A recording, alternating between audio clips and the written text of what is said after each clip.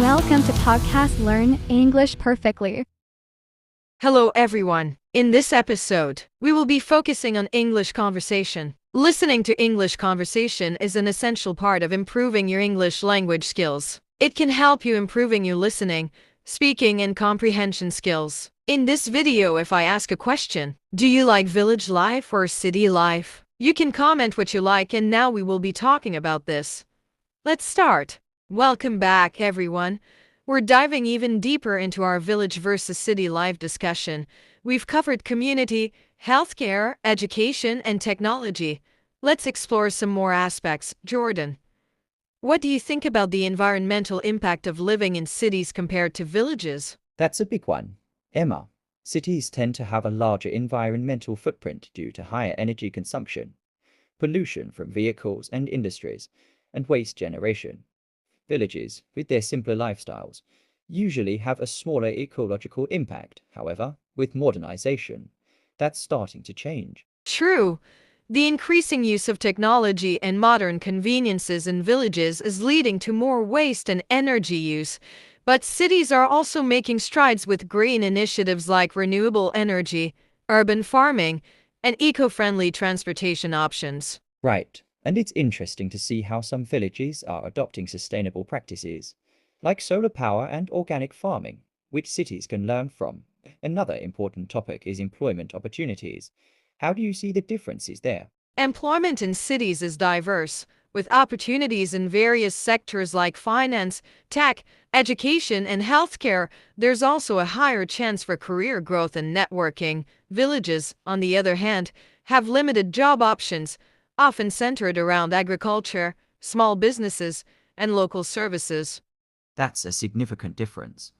The lack of job diversity in villages often leads to migration to cities for better opportunities. However, the rise of remote work is changing this dynamic, allowing people to work from anywhere, even villages. Exactly. Remote work is a game changer, offering more flexibility and potentially reducing the strain on urban infrastructure, but it also means that villages need better internet connectivity and digital literacy.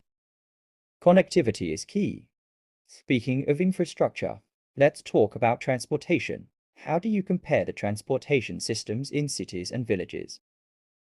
Cities usually have well-developed public transportation systems like buses, trains, and subways, making it easy to get around.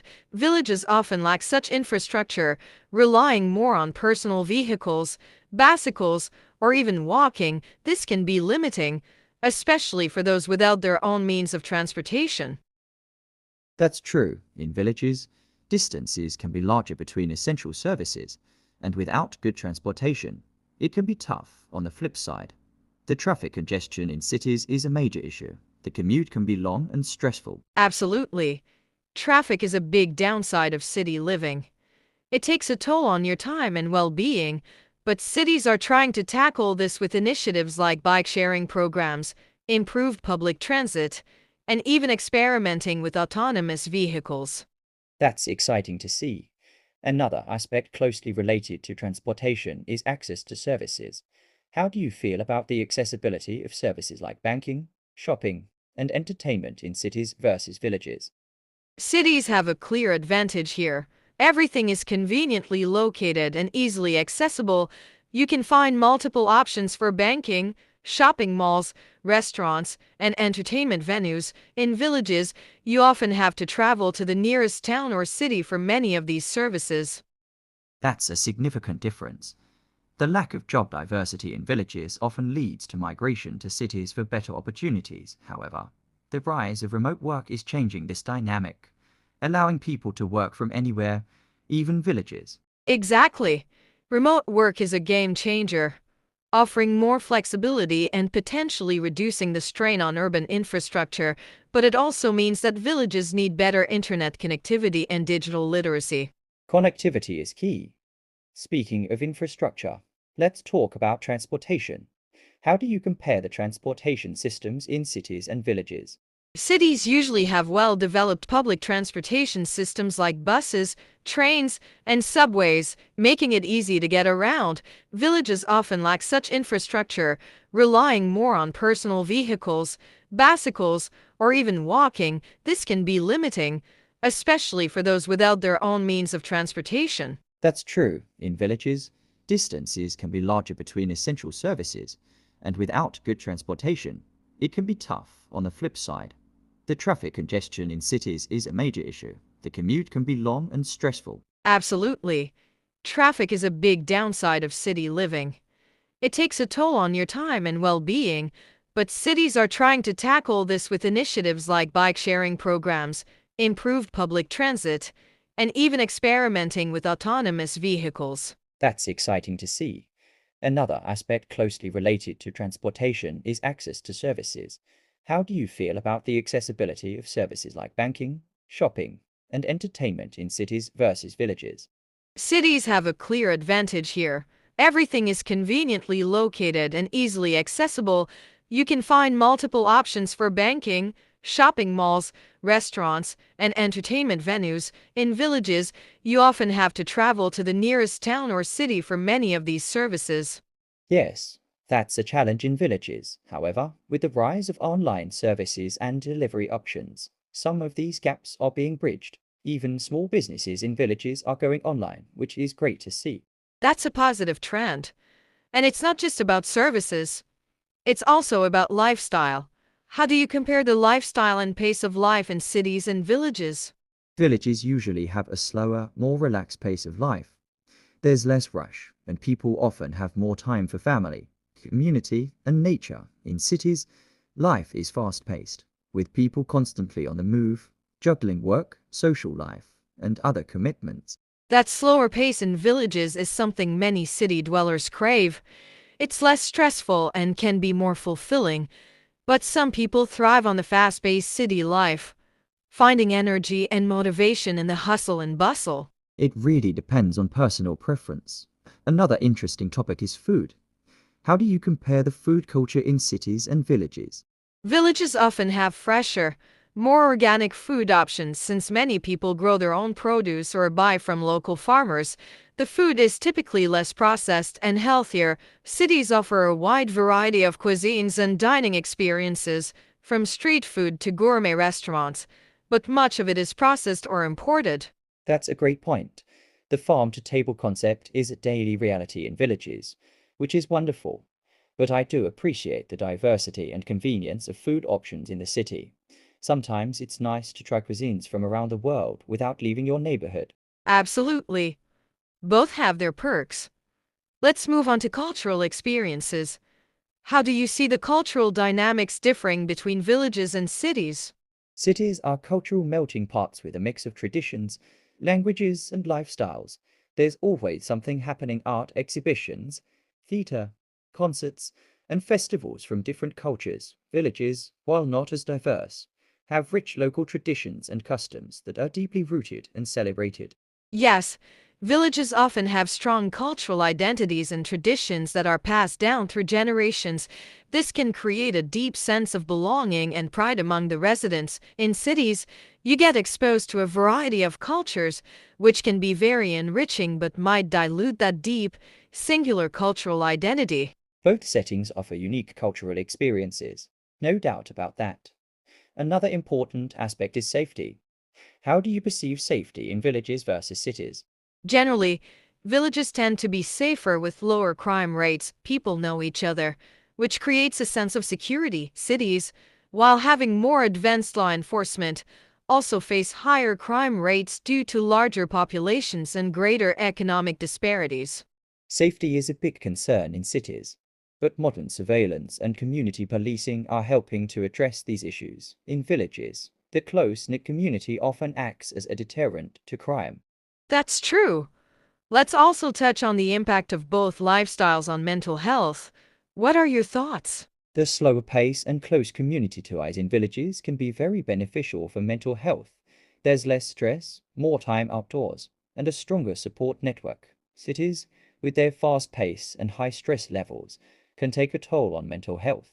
but they also offer more mental health resources and professional help. Yes, the availability of mental health services in cities is a big plus, but the natural environment and the sense of community in villages can offer a different kind of support that's equally important. Both environments have their strengths. It's about what works best for an individual. Exactly. It's a nuanced issue, and personal preference plays a big role. As we wrap up, we hope this discussion has given you a comprehensive view of the pros and cons of village and city life. There's no right or wrong choice, just what suits you best. Thanks for joining us on this episode of Village Life versus City Life. We look forward to hearing your thoughts and continuing the conversation. Until next time, stay curious and keep exploring life's diverse experiences. Take care. Listening podcast and learning English through podcast benefits L. Podcasts can be played on various devices, smartphones, tablets, computers, and platforms Spotify, Apple Podcasts, Google Podcasts. This makes it easy to incorporate into daily activities like commuting, exercising, or doing chores. You can listen to episodes at your own pace, pause, rewind, or replay as needed. From science and technology to culture and storytelling, the variety of podcast topics ensures there is something for everyone. This variety keeps learning interesting and engaging. Podcasts range from beginner to advanced levels, allowing you to find content that matches your proficiency and challenges you to improve. Regular exposure to spoken English enhances your ability to understand different accents, speeds of speech, and slang. Listening to native speakers helps you get used to the natural rhythm and flow of the language, improving your overall comprehension. Hearing new words in context helps you understand their meaning and usage more effectively than rote memorization. Frequent exposure to new vocabulary and phrases in different contexts reinforces learning. Podcasts often include cultural references, idiomatic expressions, and real-life scenarios, giving you a deeper understanding of how the language is used in context. Keeping up with current events and trends through podcasts helps you stay informed about the cultural background of the language. Unlike textbook dialogues, podcasts feature real conversations that include fillers, hesitations, and interruptions, providing a more realistic listening experience. Exposure to a variety of speakers, including native and non-native English speakers, helps you get used to different accents and speaking styles. Listening to and imitating native speakers improves your pronunciation, intonation, and rhythm. Paying attention to the sounds and patterns of English helps you become more aware of phonetics and phonology. Starting with podcasts designed for learners at your level and gradually progressing to more complex content helps you build confidence and skills.